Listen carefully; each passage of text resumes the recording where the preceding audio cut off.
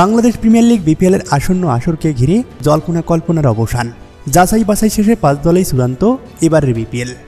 আগের ফ্রাঞ্চাইজিদের মধ্যে এবারও থাকছে রংপুর রাইডার্স ও ঢাকা ক্যাপিটালস। নতুন করে যুক্ত হয়েছে আরও 3টি দল।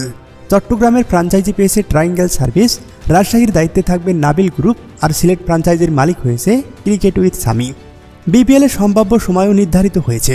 টুর্নামেন্টটি শুরু হবে 19শে ডিসেম্বর আর চলবে 16 জানুয়ারি পর্যন্ত।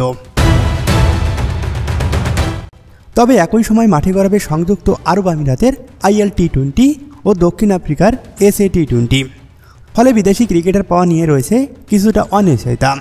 এ কারণে প্রতিটি দল 4 বিদেশির পরিবর্তে 3 বিদেশি খেলানোর নিয়ম চালু হতে পারে, এমন ইঙ্গিত দিয়েছেন বিপিএল গভর্নিং কাউন্সিলের সদস্য নাজমুল আবেদিন ফাহিম। তিনি বলেন, আমরা চাই দেশি ক্রিকেটারদের যেন সুযোগ থাকে।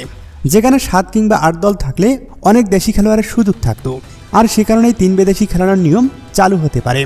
অন্যদিকে বিপিএল গভর্নিং কাউন্সিলের সদস্য ইফতিকার রহমান মিঠুন জানিয়েছেন, এবারও নির্দিষ্ট ম্যাচের জন্য বিদেশি ক্রিকেটার আনার চেষ্টা থাকবে। সার্বিকভাবে ডিসেম্বরে মাঠে গড়াচ্ছে বিপিএল এর নতুন মৌসুম। এবার দলের সংখ্যা কমে যাওয়ায় বিদেশি ক্রিকেটারদের জন্য প্রতিযোগিতাও আরও কঠিন হতে যাচ্ছে।